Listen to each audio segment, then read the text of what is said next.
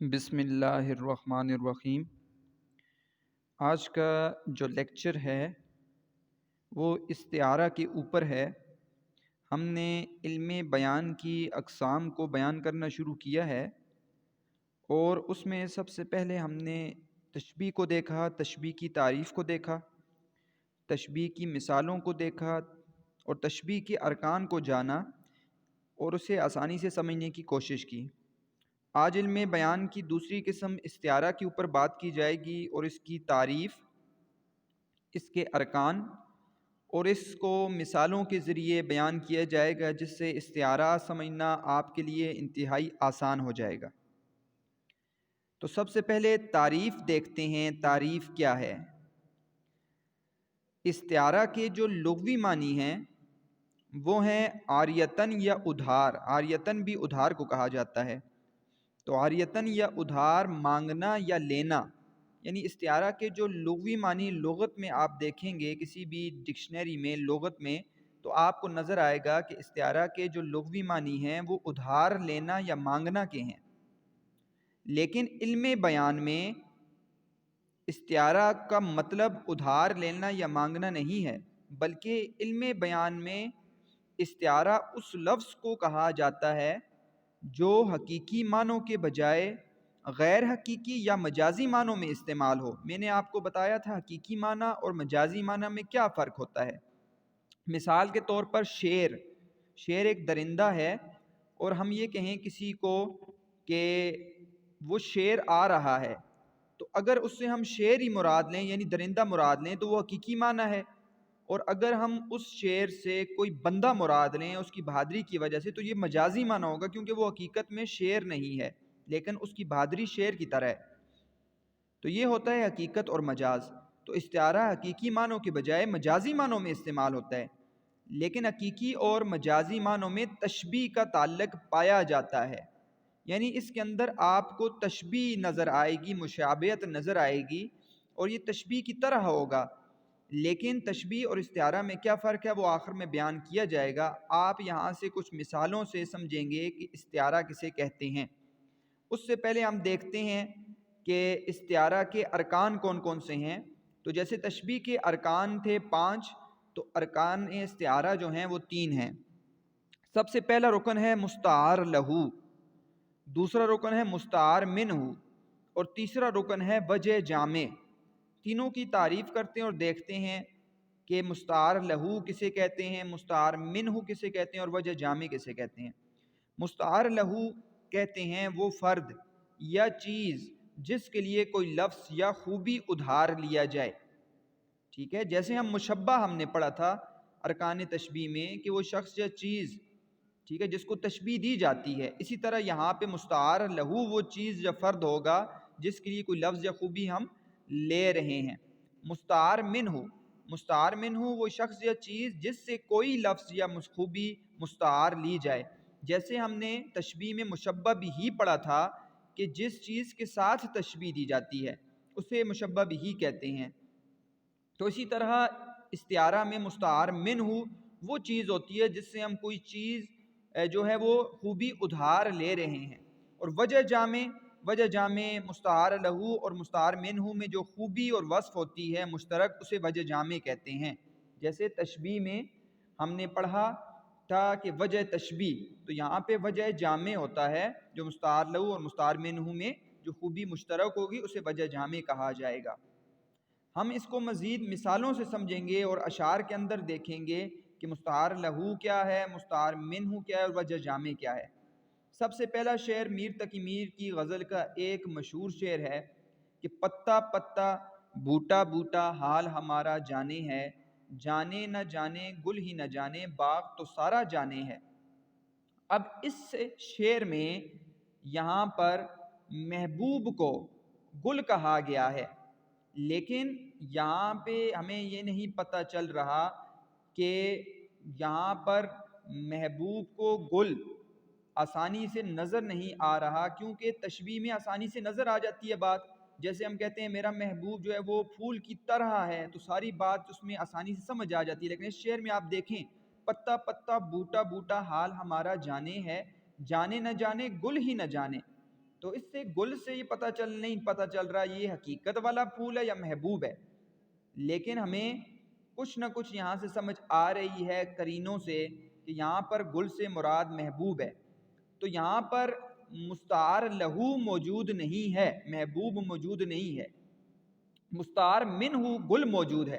یعنی جس طرح تشبیہ میں مشبہ اور مشبہ بھی دونوں موجود ہوتے ہیں، یہاں پر مشبہ یعنی مستعار لہو جس کو کہا جاتا ہے محبوب وہ موجود نہیں ہوتا، بلکہ مشبہ بھی مستعار منہ گل موجود ہوتا ہے۔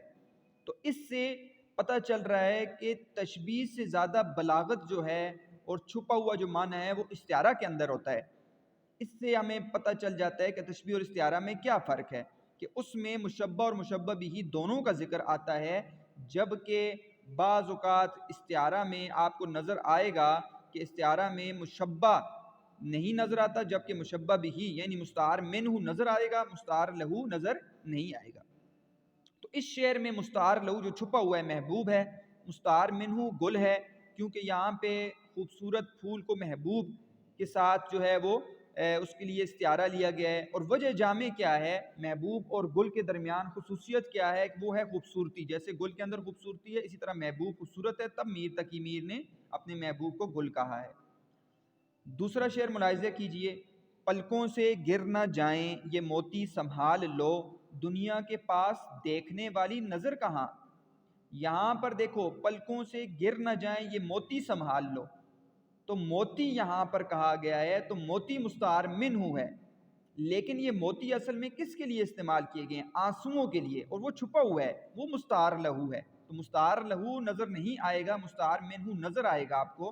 تو اس شعر میں مستعار لہو چھپا ہوا ہے، ہم نے خود ڈھونڈنا ہے، وہ آنسو ہے، اور مستعار منہ موتی ہیں۔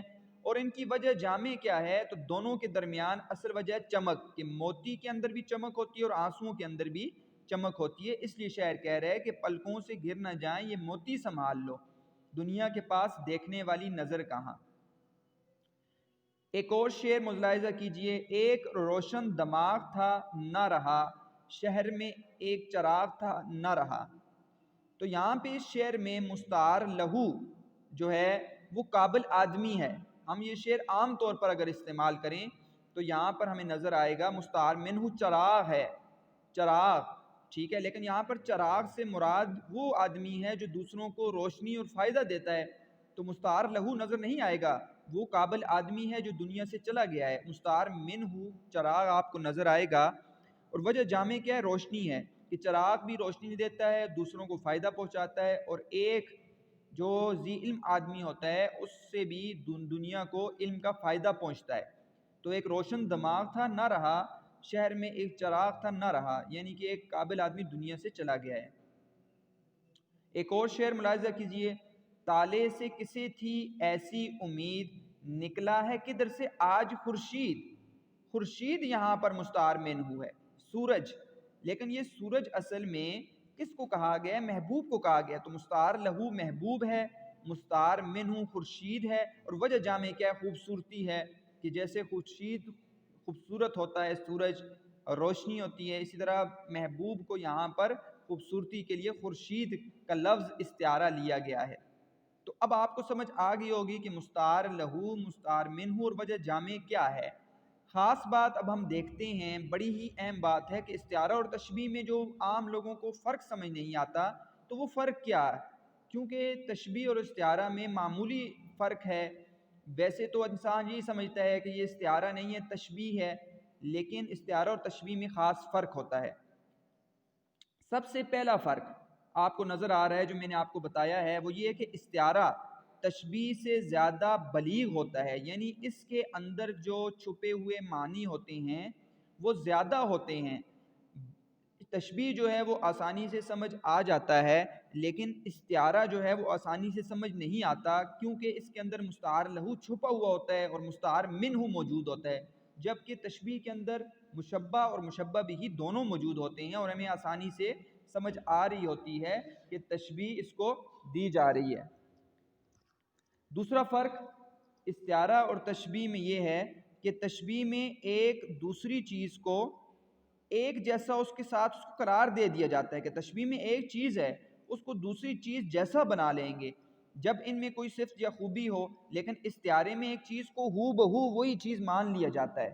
مثال کے طور پر جیسے آپ تشبیہ میں دیکھتے ہیں کہ ہم کہہ دیتے ہیں کہ وہ شخص جو ہے وہ شیر کی طرح ہے، تو اس میں پتہ چل گیا کہ ایک بندے کو تشبیہ دی جا رہی ہے کسی شیر کے ساتھ کیونکہ اس کے اندر بہادری ہے اور اس کو اس لیے شیر کہا گیا ہے، لیکن استعارے میں ہو بہو ہم اسی بندے کو شیر مان لیں گے. ہم یہ نہیں کہیں گے وہ شخص شیر کی طرح ہے، بلکہ یہ کہیں گے شیر آیا.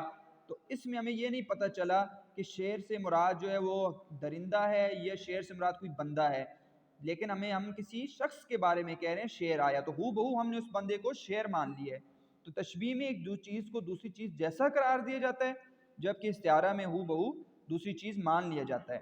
تیسرا فرق جو ہے وہ بڑا اہم ہے، اس کو سمجھنے کی ضرورت ہے کہ تشبیہ میں مشبہ اور مشبہ بھی دونوں کا ذکر ہوتا ہے. میں نے آپ کو بتایا ہے کہ تشبیہ میں مشبہ اور مشبہ بھی دونوں کا ذکر آئے گا، جبکہ استعارہ میں مستعار لہو جسے تشبیہ میں مشبہ کہتے ہیں نہیں لکھا جائے گا. صرف کیا آئے گا؟ مستعار منہ جسے تشبیہ مشبہ بھی کہتے ہیں. میں نے مثالوں میں آپ کو سمجھا دیا کہ تشبیہ میں مشبہ اور مشبہ بھی ہوتے ہیں، جبکہ استعارہ میں مستعار لہو اور مستعار منہ ہوتا ہے. اور یہاں پہ استعارہ میں مستعار لہو ذکر نہیں ہوتا جبکہ مستعار منہ ذکر ہوتا ہے. گویا استعارہ میں صرف اس چیز کا ذکر ہوتا ہے جس کو استعارہ بنایا جائے، جبکہ تشبیہ میں دونوں کا ذکر کیا جاتا ہے. لیکن بعض اوقات تشبیہ میں حرف تشبیہ ہوتی ہے اور کبھی حرف تشبیہ نہیں ہوتی، تو یہ غور نہیں کرنا چاہیے کہ حرف تشبیہ ہے یا نہیں ہے، لیکن مشبہ اور مشبہ بھی کو غور سے دیکھنا چاہیے، جس سے ہمیں تشبیہ اور استعارہ کے درمیان فرق نظر آ جاتا ہے. اور آخری فرق ایک بڑا اہم ہے کہ تشبیہ کے ارکان 5 ہوتے ہیں اور استعارہ کے ارکان ہم نے آج پڑھ لیا کہ 3 ہیں: مشبہ، مشبہ بھی، ٹھیک ہے، وجہ تشبیہ، غرض تشبیہ اور حرف تشبیہ. یہ تشبیہ کے ارکان ہیں، جبکہ استعارہ کے ارکان مستعار لہو، مستعار منہ اور وجہ جامع ہیں. تو یہ فرق ہے استعارہ اور تشبیہ کے اندر. مجھے امید ہے آج کا لیکچر جو ہے وہ آپ کو سمجھ آیا ہوگا. اگر کوئی سوال ہے تو آپ یہ نیچے دیے گئے نمبر پر مجھ سے رابطہ کر کے پوچھ سکتے ہیں. آپ نے میرے لیے دعا کرنی ہے، محنت کرتے رہنا ہے. اللہ تعالیٰ آپ کو خوش رکھیں، سلامت رہیں. والسلام.